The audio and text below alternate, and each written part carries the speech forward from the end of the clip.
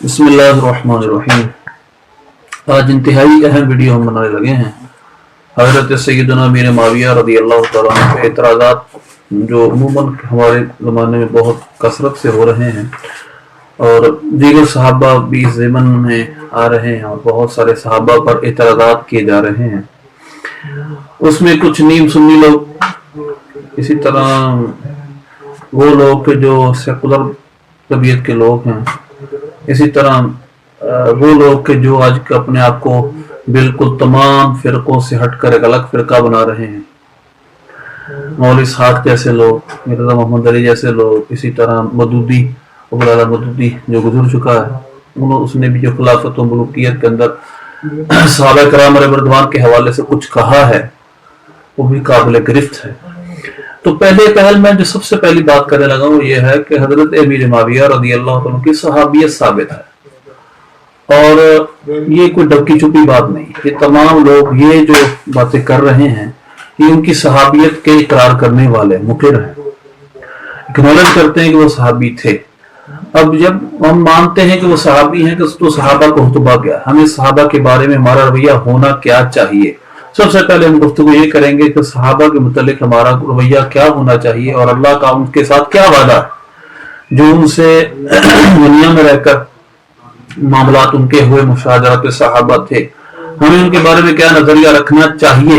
हज़रत कुरान और सुन्नत और सल्फ़ सालिहीन की हमें क्या नजरिया रखना चाहिए, इंशाअल्लाह हम सुनेंगे। सबसे पहले सूरह हदीद की आयत नंबर 10 है। अल्लाह तबारक व तआला फरमाता है, ला यस्तवी मिनकुम मन अनफक़ मिन क़ब्ल फ़त्ह व क़ातल, कि वो जिन्होंने फतह मक्का से पहले खर्च किया, ये वो मोमिन, और उन्होंने क़िताल किया, वो और जो बाद वाले हैं वो बराबर नहीं है। लेकिन अल्लाह फरमाता है वकुल्लुम वअदल्लाहुल हुस्ना, अल्लाह ने दोनों से अच्छा वादा फरमाया है। तो इस आयत करीमा के तहत जितने भी सहाबा हैं जिनकी सहाबियत साबित है उनके लिए अल्लाह ने जन्नत का वादा किया। तो वो हुस्ना की तफसीर हमारे जमहूर मुफस्सिरीन ने जन्नत से की है। तो इसलिए अब हज़रत सैयदना अमीर मुआविया रज़ियल्लाहु अन्हु की सहाबियत के हवाले से बात की जाए तो ये सहाबियत आपकी बहुत शम्स है। वो लोग भी आपकी सहाबियत मानते हैं जो आज तनकीद कर रहे हैं मां सिवा शिया के। मसलन इसके दलाइल पर हम चंद हदीसें आपके सामने रख करते हैं कि आपकी सहाबियत साबित है। इस हवाले से सैयदना अमीर मुआविया रज़ियल्लाहु अन्हु की सहाबियत के हवाले से सबसे पहला हवाला मैं आपको दूंगा बुखारी शरीफ का, किताबुल मनाक़िब के अंदर बाब ज़िक्र मुआविया है। उसके अंदर एक हदीस लिखी है बुखारी शरीफ में, हजरत सैयदना अब्दुल्लाह इब्न अब्बास रज़ियल्लाहु तआला अन्हुमा से एक शख्स ने आकर हजरत अमीर मुआविया रज़ियल्लाहु अन्हु के हवाले से एक बात की।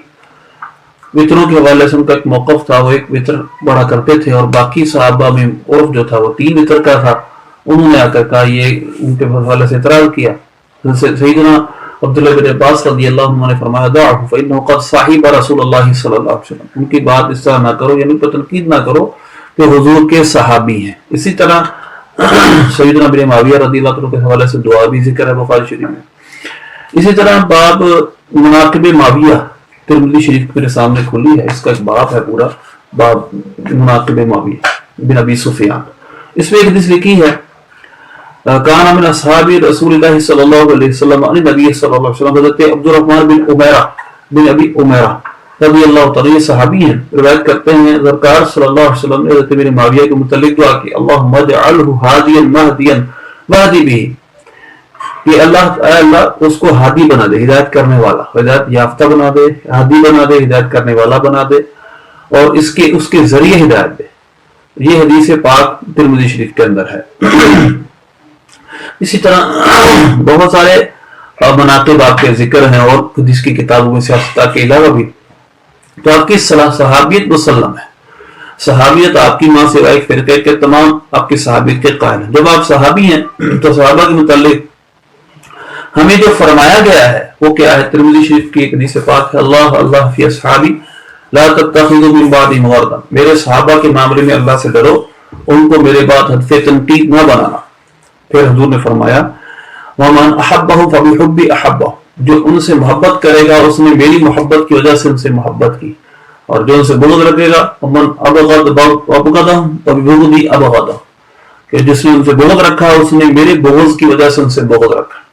تو اس لیے ہمیں صحابہ کرام رضوان، جب سیدنا امیر معاویہ کی صحابیت مسلم ہے، تو اب جو معاملات تاریخ میں لکھے ہیں ان کو قطع نظر کرتے ہوئے ہمیں جو قرآن پاک، جو حدیث پاک میں فرمایا گیا، سب سے پہلے ہمیں ان کو ماننا چاہیے، ان پر عمل کرنا چاہیے، ان پر توجہ دینی چاہیے۔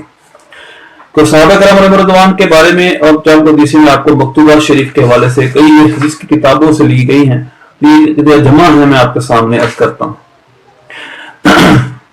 نبی پاک صلی اللہ علیہ وسلم ارشاد فرمایا ان اللہ اختارنی اصحابا واختارنی منهم سحار انصار فمن حافظنی فیہم حافظہ اللہ ومن آذانی فیہم آذاہ اللہ۔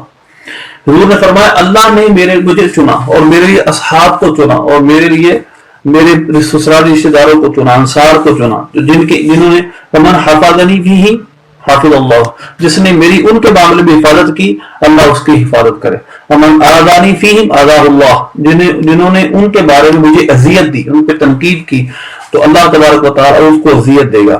اس کو تو امام طبرانی نے روایت کیا ہے۔ اسی طرح ایک ترمذی شریف کی حدیث پاک ہے یہ کہ جب تم دیکھو کہ میرے صحابہ پر لوگ لعن طعن کر رہے ہیں تو تم کہو لعنت اللہ علی شرکم، تمہارے شر پر اللہ کی لعنت ہو۔ اسی طرح ایک حدیث لکھی یہاں پر من سب اصحابی فعلیہ لعنت اللہ والملائکۃ والناس اجمعین، جو میرے صحابہ پر تو سب کو شتم کرے، گالی گلوچ کرے، تبرہ کرے، اس پر زمین فرشتوں کی لعنت، اللہ کی لعنت، فرشتوں کی لعنت اور تمام لوگوں کی لعنت۔ ابن عدی نے حضرت عائشہ صدیقہ رضی اللہ عنہ سے روایت کیا، حضور نے ارشاد فرمایا ان اشرار امتی اجرهم علی اصحابی، میری امت کے سب سے شریر لوگ وہ ہوں گے جو میرے صحابہ پر زیادہ جری ہوں گے، کھل کر بات کریں گے بغیر کسی روک ٹوک کے۔ تو اس لیے صحابہ کے معاملے میں بات کرتے وقت انتہائی احتیاط ضروری ہے۔ تو جیسے میں نے پہلے میرا آج مقدمہ کیا تھا کہ حضرت امیر معاویہ رضی اللہ عنہ صحابی ہیں، تو صحابی کے متعلق ہمیں یہ صراحتاً ارشادات ہیں کہ ان کے متعلق ہم نے کوئی سخت جملہ استعمال نہیں کرنا۔ امام مالک رضی اللہ عنہ کا قول لکھا ہے من شتم احد من اصحاب النبی صلی اللہ علیہ وسلم ابا بکر عمر عثمان او معاویہ، امام مالک لکھ رہے ہیں یہ وہ لوگ غور کریں جو آج عشق رسول بیان کرتے وقت ان کے حوالے لیتے ہیں لیکن حضرت امیر معاویہ کے خلاف بولتے بھی ہیں، ان پر تنقید بھی کرتے ہیں۔ انہوں نے حضرت امیر معاویہ رضی اللہ عنہ کو بیان کیا ہے۔ اور عمر بن عاص جو کہ مصر کے حاکم تھے، فاتح مصر، ان کے متعلق بہت ساری باتیں ہوتی ہیں۔ آپ نے فرمایا اگر یہ تمام لوگ ان کو برا بلا کہیں فإن قال قالوا علی بلال وکفر قتل، ان کی سزا اگر ان کو گمراہ سمجھتے ہوئے، کافر سمجھتے ہوئے ان صحابہ کو برا بلا کہے گا جو شخص اس کو قتل کر دیا جائے، ان کی سزا امام مالک نے بیان کی۔ وَإِن شَتَمَ بِغَيْرِ هَذَا مِن مُشَاطَبَةِ النَّاسِ لِكُلٍّ نِكَالًا شَدِيدًا نُكِّلَ نِكَالًا شَدِيدًا، آپ فرماتے ہیں اور اگر صرف جو عام لوگ بات کرتے ہیں یعنی یہ کفر و گمراہی کی وجہ سے اگر کوئی ایسا نہ کہے، ویسے ہی تاریخی معاملات ان کے حوالے سے ایسا کہے تو اس کو سخت سزا دی جائے۔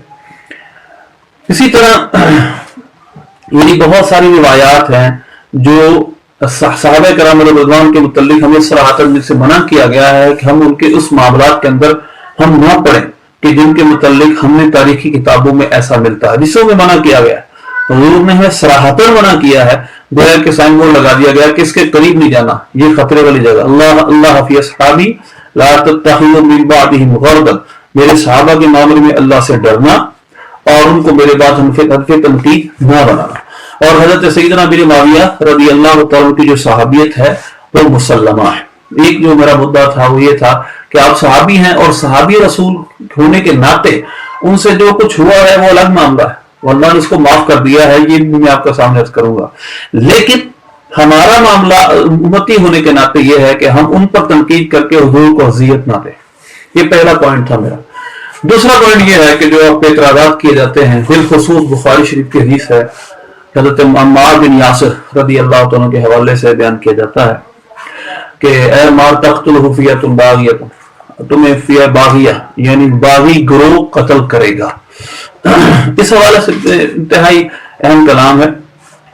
جو لوگ یہ بار بار حدیث پڑھتے ہیں فیہ باغیہ فیہ باغیہ، وہ ایک بخاری مسلم کی اور حدیث بھی ہے، یہ میرا بیٹا یعنی حسن سید ہے، لعل اللہ ان یصلح بین فئتین عظیمتین من المسلمین، اللہ تبارک و تعالیٰ اس کے ذریعے مسلمانوں کے دو بڑے گروہوں میں صلح کروائے گا۔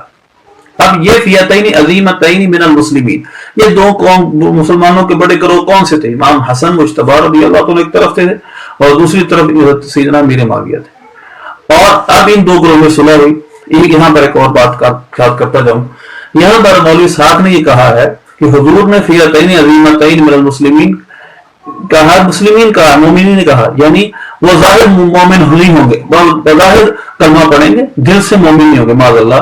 حضرت امیر معاویہ رضی اللہ عنہ کے حوالے سے اتنا بہت، مگر حیرت کی بات یہ ہے اس حدیث پاک میں ہے فیتین عظیمتین من المسلمین، یعنی حضرت امیر معاویہ کا گروہ بھی مسلم اور حضرت امام حسن مجتبی کا گروہ بھی مسلم۔ اب آپ کس کو منافق کہہ رہے ہیں؟ حضور نے تو اس پہ تفصیل بیان نہیں کی۔ اور دوسری بات یہ ہے کہ جب منافقین کا معاملہ تھا، فتح ہجرت مکہ کے بعد حضور نے اپنی بارگاہ سے منافقوں کو نکال دیا تھا، اس وقت حضرت امیر معاویہ ایمان لے آئے تھے۔ اب اگر یہ منافق تھے معاذ اللہ تو آپ نے ان کو اپنے پاس سے کیوں نہیں نکالا؟ تیسری بات یہ ہے کہ ایمان اور اسلام ہمارے نزدیک الگ الگ نہیں ہے، یعنی جو مسلمان ہے صحیح مسلمان وہی ہے جو مومن ہے وہ صحیح مسلمان ہے۔ یہ ہماری اہل سنت کی عقائد کتابوں میں لکھا ہے۔ مثلا 27 پارے کی آیت ہے فَأَخْرَجْنَا مَنْ كَانَ فِيهَا مِنَ الْمُؤْمِنِينَ فَمَا وَجَدْنَا فِيهَا غَيْرَ بَيْتٍ مِنَ الْمُسْلِمِينَ، اللہ نے انہی مومنوں کو مسلم کہا، انہی مسلمانوں کو اللہ نے مومن کہا۔ تو اصل میں جو سورہ حجرات کی آخری آیتوں میں آیا ہے کہ وہ وَلَكِنْ قُولُوا أَسْلَمْنَا، وہ کہیں ہم اسلام لائے، یہاں کا مطلب ہے کہ ظاہری انقیاد قبول کیا، صرف ظاہری طور پر اسلام کے کچھ اصولوں کو اپنایا ہے۔ یہ منافقوں کے بارے میں تھا، ان کے دلوں میں ایمان نہیں آیا، کیونکہ اسلام کا معنی ہوتا ہے سر تسلیم خم کرنا۔ تو لہذا اب کوئی اگر اس فتح مکہ کے بعد جو حضور نے منافقوں کو نکال دیا تھا اب کہے پھر بھی صحابہ میں کچھ منافق رہ گئے تھے، تو اب یہ بتائیں کہ اللہ تبارک و تعالیٰ کا فرمان ہے ما کان اللہ لیذر المؤمنین علی ما انتم علیہ حتی یمیز الخبیث من الطیب، سورہ نساء کے اندر ہے۔ اللہ تبارک و تعالیٰ کی شان نہیں ہے کہ جس طرح مومن اب ہیں ان کو اس طرح رہنے دے یہاں تک کہ اللہ خبیث کو طیب سے جدا کر دے۔ تو اللہ نے منافقوں کو یہاں خبیث فرمایا اور طیب اللہ نے مومنوں کو کہا، تو لہذا اللہ تبارک و تعالیٰ کا یہ بھی شان ہے کہ اللہ مومنوں کو الگ کر دے گا منافقوں سے۔ لیکن یہاں پر جو سوال کیا ہے مولوی اسحاق نے، اس نے کہا کہ جی اس سے مراد ظاہری کلمہ، اللہ معاف کرے، اس کا مطلب یہ ہے اس منافقوں کو جدا کرنے کے بعد بھی منافق مومنوں میں رہے۔ اللہ تبارک و تعالیٰ نے فرمایا اللہ کی شان نہیں ہے کہ اللہ چھوڑے گا، الگ کر کے رکھے گا، اس وجہ سے یہ عجیب سی بات ہے۔ تو اللہ تبارک و تعالیٰ نے جہاں تک ان لوگوں کا یہ تعلق ہے کہ فیاتن باغیتن، وہیں پر سرکار نے فیتین عظیمتین من المسلمین بھی فرمایا۔ اور دوسری بات یہ ہے کہ یہی حضرت امیر معاویہ ہیں، بخاری شریف کو بار بار یہاں پر کوٹ کرنے والے، مسلم شریف کو کوٹ کرنے والے، اس حدیث پر بھی غور کریں کہ نبی پاک صلی اللہ علیہ وسلم نے باب رکوب البحر جو بخاری شریف کی کتاب الجہاد میں ہے، اسی طرح قسطنطنیہ کی فتح کے متعلق حضور نے فرمایا تھا جو پہلا لشکر ہوگا اور وہ جنتی ہے۔ اب قسطنطنیہ کا پہلا جو حملہ تھا، جو پہلا لشکر بھیجا تھا مسلمانوں کا، وہ حضرت امیر معاویہ رضی اللہ عنہ اس کے سربراہ تھے حضرت عثمان غنی کے دور میں، اور یہ پہلا سمندری سفر تھا۔ اس کے حوالے سے کچھ اور بھی یزید کے متعلق صحیح ثابت کرنے کی کوشش کرتے ہیں بعض لوگ، جبکہ یزید اس لشکر میں شامل نہیں تھا۔ تو قسطنطنیہ کے جو پہلا فتح لشکر جائے گا وہ جنتی ہوگا۔ اب حضرت امیر معاویہ رضی اللہ عنہ اس کے سربراہ تھے، اس کے امیر تھے، تو اس لیے اگر یہ اعتراض حدیث ایک پڑھ کر فیاتن باغیتن والی حدیث پاک کو بار بار پڑھ کر باغی اور ان کو جہنمی ثابت کرنے کی کوشش کی جاتی ہے، تو یہ بھی بخاری کی حدیثیں ہیں، ان میں ان کو جنتی ثابت کیا جا رہا ہے۔ اور حدیث پاک ہے، انہوں نے فرمایا کہ میں یہ جو دیکھ رہا ہوں، سرکار سو کر اٹھے تو آپ نے فرمایا میں دیکھ رہا ہوں کہ میری امت کا ایک گروہ جس طرح بادشاہ تختوں پہ بیٹھتے اس طرح پانی پہ سفر کر رہے ہیں، مفہوم اس کا یہ بنتا ہے۔ تو لہذا قسطنطنیہ اور قیصر جو 16 ہجری میں فتح ہوا تھا، اس کے بعد قسطنطنیہ کی فتح کا الگ سے ذکر ہے۔ تو سرکار صلی اللہ علیہ وسلم نے تو اپنی زبان سے ان کو جنتی فرما دیا ہے امیر معاویہ رضی اللہ تعالیٰ عنہ کو۔ تو اب ایک حدیث میں وہ جہنم کی طرف بلا رہے ہیں، ایک حدیث میں یہ ہے کہ وہ جنتی ہیں، جو سب سے پہلا گروہ قسطنطنیہ میں طرف ہجرت کا سفر کرے گا، جہاد کرے گا، وہ جنتی ہے۔ تو اب یہ بھی حدیث پاک بخاری کی، وہ بھی ہے بخاری کی، تو اس لیے بار بار ایک حدیث کو تکرار کرنے والوں کی نیت ٹھیک لگتی نہیں ہے، کیونکہ اگر وہ صحیح طرح اس کا مطالعہ کریں تو باقی حدیثوں میں بھی حضرت امیر معاویہ ہی مراد ہے، اور ان سربراہ ہیں ان لشکروں کے، تو ان کو بار بار کوٹ کیوں نہیں کیا جاتا؟ اس حوالے سے ایک اور بات، حضرت امیر معاویہ رضی اللہ تعالیٰ کی جو یہ کچھ ہوا، علماء کے اقوال میں آپ کے سامنے عرض کرتا ہوں۔ یہ سب سے پہلے خود حضرت علی مولا علی کرم اللہ تعالیٰ وجہ کریم اور جنگ صفین کے جو لوگ تھے ان کے حوالے سے میں چند باتیں آپ کے سامنے عرض کرتا ہوں کہ ان کا جنگ صفین اور جنگ جمل پر کیا رائے تھی، کیونکہ آج کل تو بہت زیادہ تنقید کر رہے ہیں لوگ اور ان چیزوں کو لے کر، اور صحابہ کرام رضوان کو لعن طعن کر رہے ہیں۔ اب حضرت امیر معاویہ رضی اللہ عنہ کے حوالے سے سب سے پہلی بات یہ ہے کہ جب فتح یہ 41 سنہ ہجری میں جب صلح ہوئی ہے امام حسن کی رضی اللہ تعالیٰ، امام حسن نے جب یہ حکومت کا معاملہ حضرت امیر معاویہ کے سپرد کیا، اب سوال یہ ہے کہ 20 سال تک یہ جتنے آج اعتراض کیے جا رہے ہیں، جتنا کچھ کہا جا رہا ہے، ان کا ایمان تک بات کی جا رہی ہے، تو آیا مسلمانوں نے، اہل بیت نے کیوں قبول کر لیا ایک معاذ اللہ کافر کو؟ اگر یہ شیعہ جس طرح کہتے ہیں، اسی طرح یہ جو بعض لوگ ثابت کرنے کی کوشش کر رہے ہیں، وہ جہنم کی طرف بلاتے تھے، وہ معاذ اللہ وہ جہنمی ہیں، تو اب یہ سوال پیدا ہوتا ہے کہ 20 سال تک مسلمانوں نے بغیر کسی اختلاف کے کیوں ان کو چلنے دیا، اور اپنے اندر کیوں ایسے حاکم کو انہوں نے بسائے رکھا کہ جو مومن ہی نہیں تھا، جہنم کی طرف بلا رہا تھا؟ یہ سب سے بنیادی نقطہ ہے کہ 20 سال تک امام حسن تقریباً 14 سال وہ زندہ رہے، اس کے بعد امام حسین رضی اللہ تعالیٰ نے کبھی بغاوت نہیں کی، یہاں تک کہ یزید جب تک تخت سلطنت پہ نہیں بیٹھا اس وقت تک کسی صحابی نے ان کے خلاف بغاوت نہیں کی۔ اس سے کیا درس ملتا ہے؟ اس سے کیا سمجھ میں آتا ہے کہ حضرت امیر معاویہ رضی اللہ عنہ اگر ان کی نظر میں معاذ اللہ وہ کافر تھے تو ظالمین، مسلمان کافر تو مسلمان کا حکمران ہو ہی نہیں سکتا، تو کس طرح برداشت کرتے رہے؟ جس طرح یہ اس کو دینی ایمانی معاملہ لیتے ہیں اور ہم اس کو ریاستی معاملہ سمجھتے ہیں اور سیاسی معاملہ پولیٹیکل ایشو تھا، جبکہ اس کو یہ حضرت امیر معاویہ اور مولا علی کی جنگ کو دینی جنگ بناتے ہیں۔ ہم کہتے ہیں یہ ریاستی معاملہ تھا، اس کا یہ تعلق نہیں کہا تھا حضرت امیر معاویہ حضرت علی کو معاذ اللہ کو کافر سمجھتے تھے یا خلافت کا حقدار نہیں سمجھتے تھے، یہ معاملہ نہیں تھا، وہ قصاص تھا حضرت عثمان غنی رضی اللہ تعالیٰ عنہ جس کا آپ بار بار مطالبہ کر رہے تھے، اور اس میں اگرچہ مولا علی کرم اللہ تعالیٰ وجہ کریم حق پر تھے، حضرت امیر معاویہ کی خطا اجتہادی تھی، مگر اس کو اب بعد میں دینی رنگ دے دیا گیا اور شیعہ کافر کہنے لگے اور بہت سارے اور گروہ بھی حضرت امیر معاویہ کے خلاف بولنے لگے، جو کہ انتہائی نامناسب تھا۔ اب میں آپ کے سامنے کچھ ایسی باتیں بیان کرتا ہوں جو حضرت علی کرم اللہ تعالیٰ وجہ کریم نے اور مختلف صحابہ نے جنگ صفین کے حوالے سے، جنگ جمل کے جو شہداء ان کے حوالے سے فرمائی۔ مصنف ابن ابی شیبہ کے اندر یہ روایت ہے، اور اسی طرح بہت سی اور کتابوں کے اندر بھی یہ روایت ہے۔ حضرت علی کرم اللہ تعالی وجہہ الکریم کا فرمان تھا، آپ نے فرمایا لوگوں حضرت امیر معاویہ کی عمارت کو ناپسند نہ مت کرو، اللہ کی قسم اگر تم نے ان کو گم کر دیا تو تمہارے کندھے سے تمہارے سر حنظل کے پھل کی طرح گرنے لگیں گے۔ یہ اس کنز المال میں بھی حدیث ہے، حدیث نمبر ہے 33704 کنز المال کی۔ مصنف ابن ابی شیبہ کی روایت ہے 37843۔ دوسری روایت ہے حضرت مولا علی کرم اللہ تعالی وجہ کریم جنگ صفین میں جب صحابی فرماتے عبداللہ بن عروہ کہ مجھے اس شخص نے خبر دی جو جنگ صفین میں تھا کہ حضرت علی کرم اللہ تعالی وجہ کریم کسی رات باہر نکلے اور آپ نے شام کی طرف دیکھ کر یہ دعا کی، اے اللہ میری مغفرت فرما اور ان کی مغفرت فرما۔ پھر حضرت عمار لائے گئے تو آپ نے ان کے لیے بھی یہ دعا فرمائی۔ یہ مصنف ابن ابی شیبہ میں حدیث لکھی ہے۔ اسی طرح ایک اور روایت ہے، حضرت علی نے فرمایا جنگ صفین کے متعلق آپ سے سوال کیا گیا، آپ نے فرمایا ہمارے مقتول اور ان کے مقتول جنت میں ہے، یہ معاملہ میرے اور معاویہ کی طرف سونپ دیا جائے گا۔ اب یہ حضرت علی کا اپنا فیصلہ ہے، اور کنز المال کی 31700 نمبر حدیث ہے، مصنف ابن ابی شیبہ کی حدیث نمبر 37869 ہے۔ اسی طرح حضرت سیدہ عائشہ صدیقہ، حضرت ابوبکر صدیق، حضرت ابوبکر رضی اللہ عنہ سے روایت ہے کہ رسول اللہ صلی اللہ علیہ وسلم حجر اسود اور مقام ابراہیم کے درمیان ہاتھ بلند کر کے دعا کر رہے تھے، اے اللہ معاویہ کے بدن کو دوزخ کی آگ پر حرام کر دے، اے اللہ دوزخ کی آگ کو معاویہ پر حرام کر دے۔ تاریخ دمشق الکبیر میں یہ حدیث جس کا نمبر ہے 3484۔ اسی طرح حضرت عبداللہ بن عمر رضی اللہ تعالیٰ عنہ فرماتے ہیں رسول اللہ صلی اللہ علیہ وسلم نے فرمایا ابھی تمہارے سامنے اہل جنت سے ایک شخص آئے گا.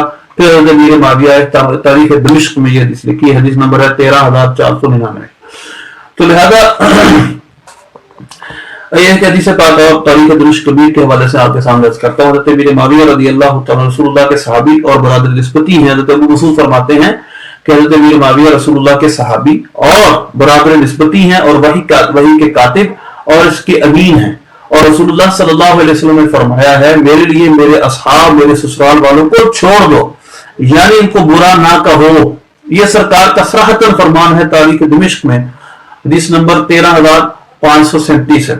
بس جس نے ان کو برا کہا اس پر اللہ کی لعنت ہو اور فرشتوں کی اور تمام لوگوں کی. تو میں نے آپ یہ چند حوالے آپ کے سامنے عرض کیے. اب میں بہت بڑی ہستی ہیں، اب یہ ہمارے قائد کی کتابوں میں لکھا ہے، تحفہ اسنا شریعہ بھی یہاں پڑھی ہے، اس میں بھی لکھا ہے، یا الیواقیت والجواہر کے اندر بھی لکھا ہے. اسی طرح علامہ مکی رحمۃ اللہ نے لکھا ہے، ناہیہ کتاب ہے، اس کے اندر پوری وضاحت ہے، ترکی سے چھپی ہوئی ہے. حضرت امیر معاویہ رضی اللہ تعالیٰ عنہ کے حوالے سے انہوں نے سارے جوابات دیے ہیں، اور علامہ عبدالعزیز بہاری رحمۃ اللہ علیہ کی. تو یہ سب بزرگ یہ فرماتے ہیں جمہور اہل سنت کا یہی موقف ہے، حضرت امیر معاویہ کی خطا اجتہادی تھی. اس حوالے سے میں بہت بڑا حوالہ آپ کے سامنے دیتا ہوں. مکتوبات امام ربانی منتخبات، یہ ترکی سے چھپا ہے، اس کا مکتوب شریف آپ کو پڑھ کے سنانے کی کوشش کرتا ہوں. آپ نے ہمیں کیا کچھ نصیحتیں فرمائی. مجدد الفسانی رحمۃ اللہ علیہ بہت بڑے پائے کے بزرگ ہیں، مجدد تھے 12ویں صدی کے، اور آپ نے ہمیں تعلیمات دی ہیں اس حوالے سے ہمیں کیا کچھ کرنا چاہیے. آپ فرماتے ہیں کہ منازعات و محاربات کے درمیان عیشا واقع شدہ است بر محامل نیک صرف باید کر، کہ جو ان کے درمیان جو مشاجرات ہوئے، جو جنگیں ہوئی، جو لڑائیاں ہوئی، ان کو ہم نیک نیتی پر ہی محمول کریں گے. الہوا و تعصب در باید داشت، اور اس کے اندر یہ جو تعصب اور کوئی اور شاید نہیں تھی کہ مخالفت عام مبنی پر اجتہاد و تعویل بود نہ بر ہوا و ہوس. ان کے جو معاملات تھے جنگ صفین، جنگ جمل، یہ اجتہاد پر مبنی تھے.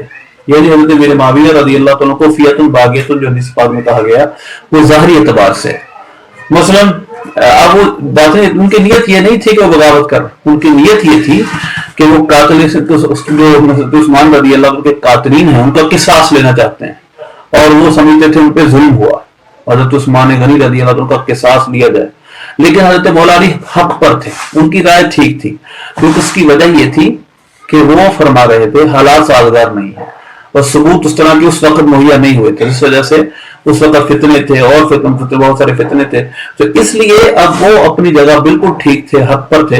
لیکن حضرت امیر معاویہ اور حضرت عائشہ صدیقہ رضی اللہ عنہ، عمر بن عاص اور جو اور صحابہ تھے وہ یہ کہہ رہے تھے کہ ہم قاتلین قصاص لیں گے، قاتل عثمان کا قصاص لیں گے. دوسری بات یہ ہے، ایک بہت بڑا اہم نقطہ ہے کہ حضرت طلحہ حضرت زبیر رضی اللہ عنہما یہ اشرا مبشرہ میں سے، اب یہ بھی تو حضرت امیر معاویہ کے لشکر میں تھے. کیسے کہا جا سکتا ہے کہ یہ سارے جہنمی ہیں، جہنم کی طرف بلا رہے تھے؟ یعنی بظاہر یہ، یعنی جس سے بات اگر مطلب سمجھنا جائے تو بظاہر یہ ہے کیونکہ حضرت علی حق پر تھے اور یہ ان کے خلاف تھے، تو بظاہر دیکھا جائے تو یہ اس طرف بلا رہے تھے، لیکن نیت ان کی یہ نہیں تھی، نیت ان کی بالکل ٹھیک تھی. اس وجہ سے ان کا اجتہاد ان کی خطا اجتہادی تھی. اس کو سمجھنے میں بھی مثلا مودودی یہ کہتا ہے خلافت الملوکیت کے اندر، وہ کہتا ہے خطا اجتہادی میں نہیں مانتا. اب یہ مودودی ثانی رحمۃ اللہ علیہ کی بات مانی ہے، تمہاری مانے. اسی طرح جواب الجواہر، اسی طرح تحفہ اسنا شریعہ عبدالعزیز محدث دہلوی رحمۃ اللہ علیہ، اس طرح بڑے بڑے بزرگ جو ہمارے اہل سنت کے جمہور ہے وہ فرماتے ہیں. مثلا یہاں پر چنانچہ جمہور اہل سنت بر آنند، اور آپ فرماتے ہیں جمہور اہل سنت اسی پر ہیں.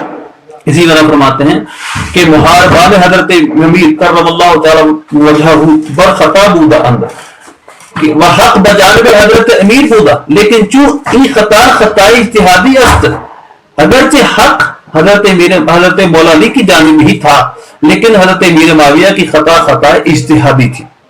اسی طرح اس فرماتے ہیں از ملامت و راست از مواخذہ مرفوع، اس پہ مواخذہ اور ملامت مرفوع ہے، یعنی نہ ملامت کی جائے گی نہ اس سے مواخذہ ہوگا.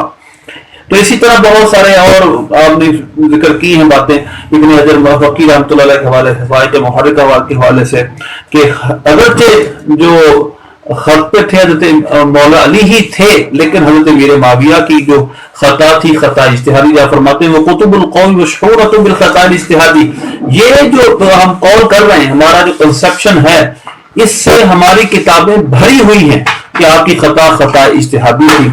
اور یہ اس پر صرح بالامام الغزالی والقاضی ابوبکر وغیرہما، اس کی تصریح امام غزالی نے کی ہے، قاضی ابو بکر نے کی، اس طرح اور بہت سارے لوگوں نے کی. پس تصویق و تزلیل در حق محاربان حضرت امیر جائز نہ باشد. اور بس تصفیق یعنی فاسق قرار دینا، گمراہ قرار دینا، یہ کسی طرح درست نہیں حضرت امیر معاویہ رضی اللہ تعالیٰ عنہ کو. تو میں نے آپ کے سامنے یہ کچھ آپ کی باتیں آپ کے سامنے عرض کی ہیں. تو اب جو وہ لوگ جو بار بار ایسے نقطے اٹھا رہے ہیں، یقیناً ان کی نیت پہ ہمیں شک ہے. کیوں بار بار ایسے نقطے اٹھا رہے ہیں جب ہمارے بزرگ یہ فیصلے کر چکے ہیں، ہمیں کر کے دے گئے ہیں، حدیثوں میں آ گیا ہے، قرآن پاک کے اندر فرما دیا گیا قُلْ وَعَدَ اللَّهُ الْحُسْنَىٰ، اللہ نے سب سے اچھائی کا وعدہ کر لیا. حضور نے منع کر دیا کہ میرے صحابہ کے معاملے میں بری بات نہیں کرنی اور ان کے متعلق ان کو تنقید کا نشانہ نہیں بنانا. تو بار بار جو تنقید کا نشانہ بنا رہے ہیں، اس سے پتہ چل رہا ہے کہ معاملہ بیچ میں کچھ اور ہے. اللہ سے دعا ہے اللہ عمل کی توفیق عطا فرمائے. آمین بجاہ نبی.